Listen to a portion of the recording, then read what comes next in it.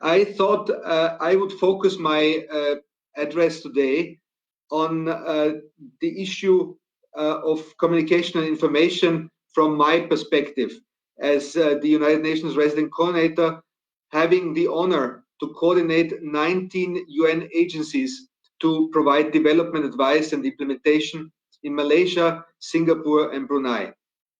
And currently, we are dealing with three big issues. First of all, the 75th anniversary of the United Nations that just has taken place a few days ago. Number two, of course, the big subject matter, the Sustainable Development Goals. And I'd also like to briefly talk about COVID-19, where obviously the United Nations deeply engaged. And I would like to reflect on some of the communication challenges, trends, and lessons in the context of a quickly changing technological landscape. So let me first come to the 75th anniversary of the United Nations. As I mentioned, the UN just marked its 75th anniversary on the 24th of October of this year. And at this occasion, our Secretary General, Antonio Guterres, wanted not only to take stock where the United Nations stands today, but also to hear from the people directly about the main challenges today and what should be the role of the United Nations in the next 25 years until we are 100 years old in 2045. Now, this was a key subject matter that was discussed at the 75th anniversary General Assembly session in New York, which by itself was a success of technology in communication, because the session for the first time in 75 years had to be conducted virtually due to the COVID crisis. Now, there was overwhelming support for the United Nations as a force for good and an acknowledgement of the huge contributions that were made in the last 75 years for peace, human rights, and developments. And that was, although I think it's fair to say that usually it is bad news that make the headlines. But good news, long-term news are sometimes in this frantic communication environment forgotten. And I just want to kind of exemplify a few big achievements, in this at this point in time, for you to see, some of the huge contributions. For example, the life of 3 million children per year is saved because of vaccinations of half of the world's children. There's at the moment support of more than 80 million people that go hungry. As you know, this is spearheaded by our World Food Program, which just received the Nobel Peace Prize. And as perhaps the most impressive figure, and this is an achievement of the world, not the United Nations organization, but with all the member states, there's this incredible figure that 100,000 people per day have been lifted out of poverty between 1990 and 2020. So with all the issues that we are confronted every day, we should always kind of keep in mind, the generally positive story of mankind in the last 75 years. Now, the challenge for communication is, of course, to tell the good story and the long-term successes. And this, as I said, is not always easy because it's easily crowded out by breaking news. And we have found that connecting people's stories with the big numbers is a good way of doing that. Now, the UN Secretary General also wanted to hear from the people directly. And the question was, how do we get inputs from people? From member states, we already obviously have all the time, a dialogue and input is being given, but we wanted to talk to the people. So we organized at the beginning of the years thousands of forums around the world, including some of them in Malaysia, but then COVID-19 struck. And we had to change the communication technique. And instead, we introduced a very simple tool, what is called a 1-minute online survey. So it's only 1 minute in this fast-moving time that is required to answer a few key questions by those that participate. What are the main challenges today, and what should be the United Nations role?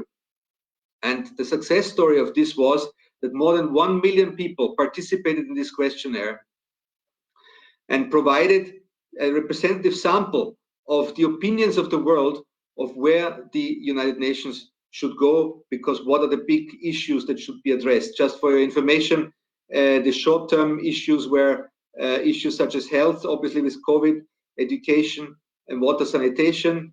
In the long term, issues such as climate change and sustainability, human rights, but also good governance and anti-corruption came out as the most prominent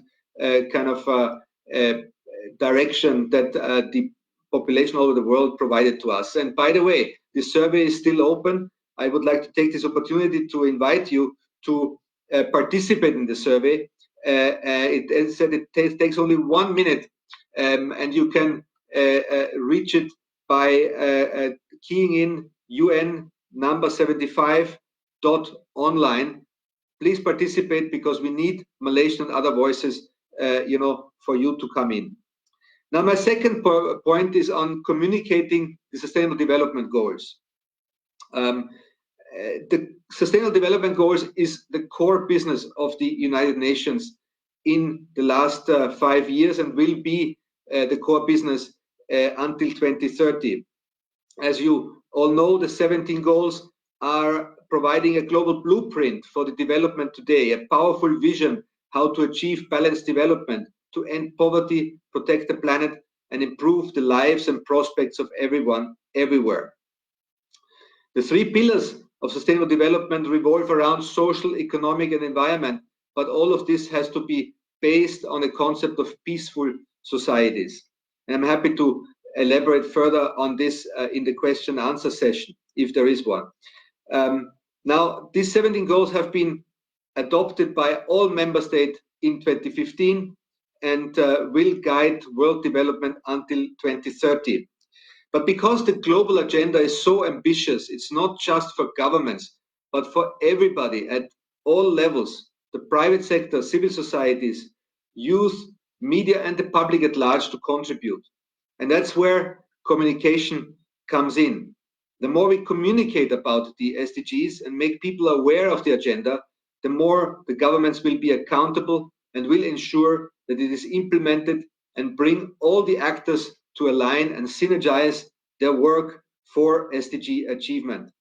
And I'm quoting the president of the 70th General Assembly, who said in 2016 there was a conference on communicating the Sustainable Development Goals. I quote, "One thing is certain, we will only deliver on the SDGs if people know about the goals, demand action, and hold their leaders to their promises." So my message here is that media and communication is a key prerequisite to deliver on the Sustainable Development Goals. And although policymakers decided how the SDGs were structured, they were actually brought to life by communicators, by media, by communication experts. Communicators were the ones who designed the SDG logo, its icons, its informative videos, its infographics, its posters and publications. They were all created to engage with all levels of society around the world.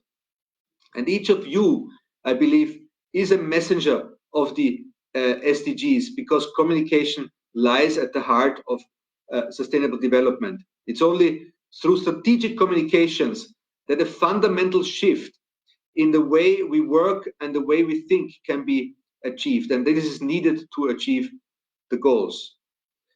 I believe that the SDGs is a rich ground, a playing ground for communicators. Let's just take an example, the importance of environmental campaigns, such as banning plastic bags, safe water campaigns, tree planting campaigns, and you name it.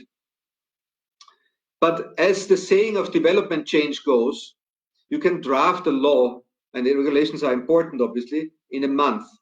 You can build an institution in a year, but to change behaviors, it will take much longer.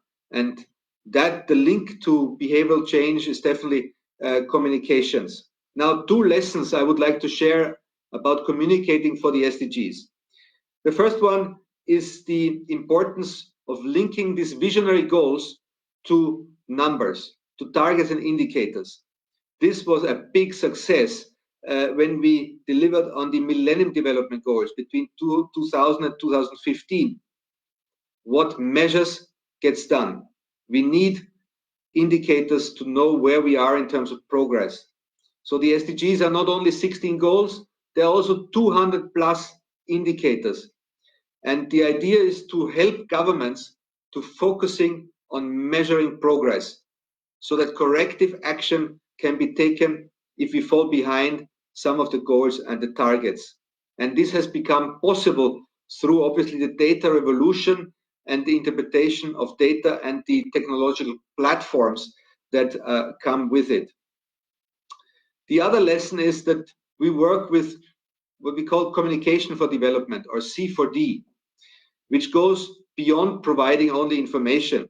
C4D involves understanding the client, the people, their beliefs and values, the social and cultural norms that shape their lives. It involves engaging communities and listening to adults and children as they identify problems, propose solutions, and act upon them. Because only if we tailor communication, then it will also arrive at the client. I'm sure this has been basically taught to you, to students, of course, in your university, but I want to kind of make the point that this is a very important element of communicating for the SDGs. And then it's key to be IR, Industrial Revolution 4.0 ready. IR 4.0 involves the digital transformation of the industry with the digitalization of the whole value chain of the production of delivery of communication, which is characterized by a much stronger adaptability, flexibility, and efficiency, so that it allows us to address customers' needs in the current market in a much more efficient way. So C4D, Communication for Development, obviously makes use already of these gains of the Industrial Revolution 4.0. A few years ago, Facebook was the phenomenon, then Instagram, and now we are at TikTok. However, one element of IR 4.0 will never be replaced, and that is human touch and interaction.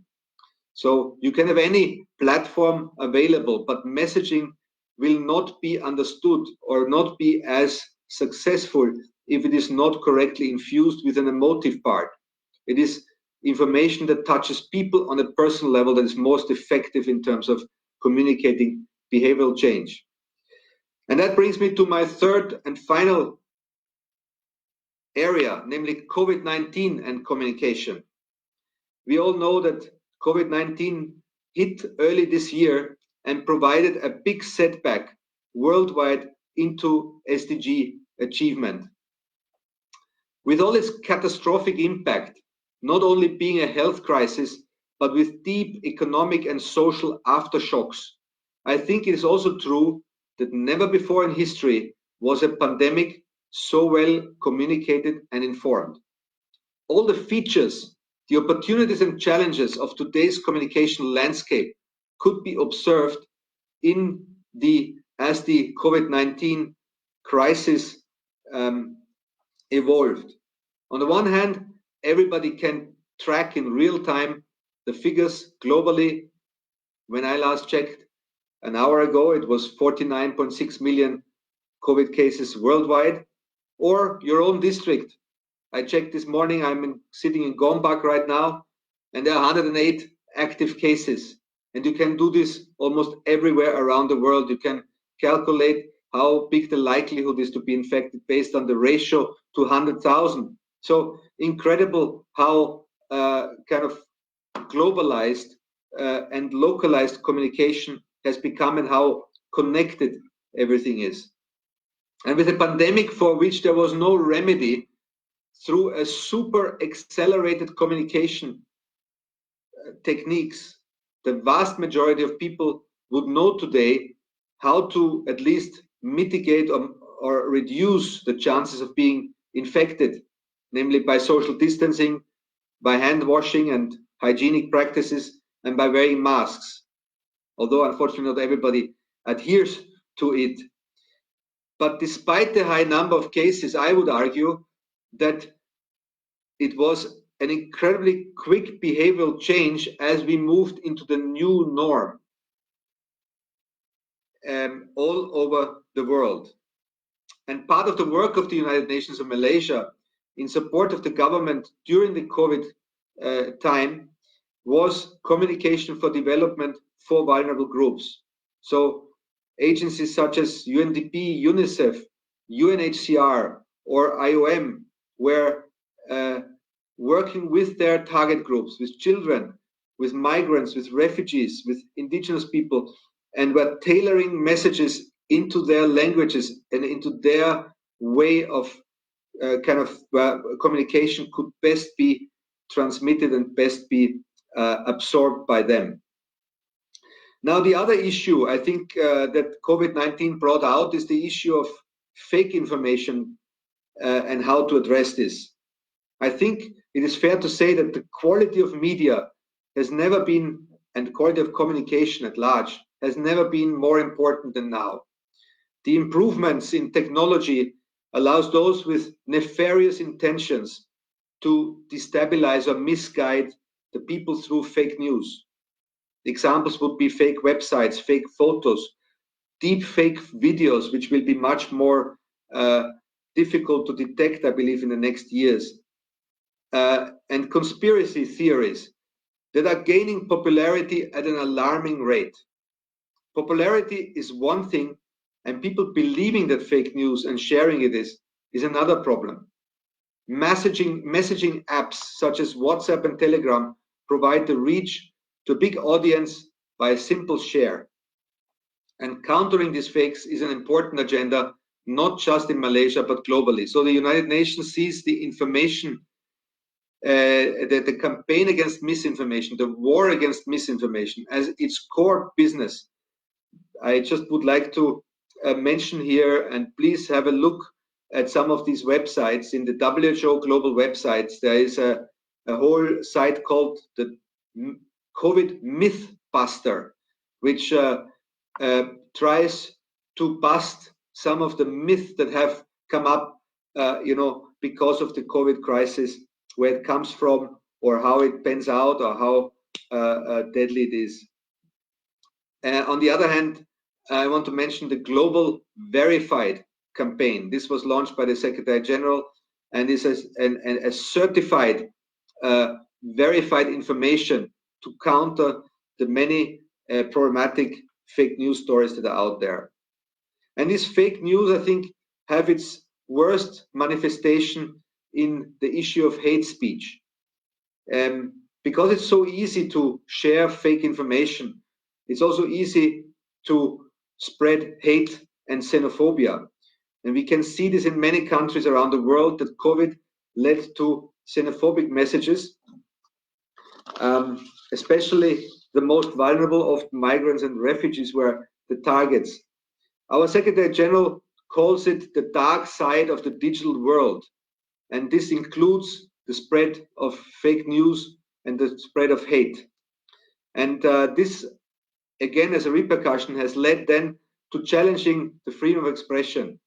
The United Nations of the position that hate speech should be addressed, while nevertheless maintaining the huge achievement around the world of freedom of expression. There is clear guidance how to address hate speech by us, by the United Nations, how to do this properly, how to do this in line with human rights standards.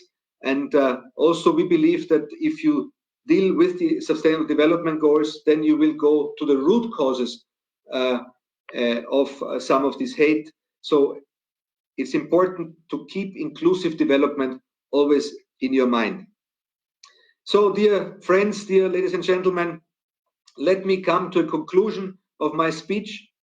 COVID has been a setback, but it's also an opportunity to build back better in line with the Sustainable Development Goals towards a peaceful, inclusive, and sustainable society. Communication practitioners are incredibly important in this endeavor. And I think it has never been more important to have professional, responsible, and ethical communication because of what we call the democratization of communication, where everybody can post everything. So this means that the SDGs provide a good vector, a good direction for you to communicate with many, many development issues. So my final call is to all of you to little bit look at SDGs. They are a fantastic playing ground. It's important to understand the goals and to push out the message in creative and exciting ways. And once again, let me stress the huge importance that you as communication practitioners have in the achievement of the goals. With this, I thank you. And